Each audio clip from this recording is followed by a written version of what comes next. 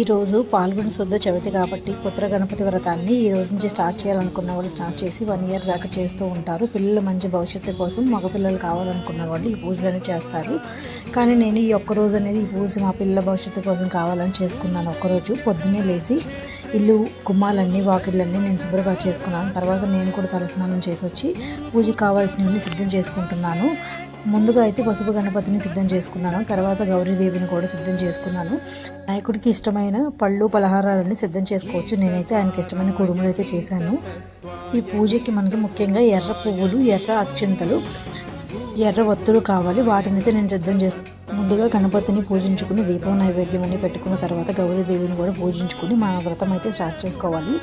ఈ పుత్ర గణపతి వ్రతానికి సంబంధించిన మంత్రాలన్నీ మనకి యూట్యూబ్లో లేకపోతే కనుక గూగుల్లో సెర్చ్ చేస్తే అన్నీ దొరుకుతాయి. ఆ మంత్రాలన్నీ చదువుకోవాలి చక్కగా. అలా చదువుకున్న తర్వాత హారతి ఇచ్చుకొని మనం చేసిన ప్రసాదాన్ని అయితే స్వామివారికి అర్పించుకుని కొబ్బరికాయ అయితే ముఖ్యంగా కొబ్బరికాయ కొట్టాలి. కొబ్బరికాయ కొట్టిన తర్వాత ఈ పూజను అయితే ముగించాలి.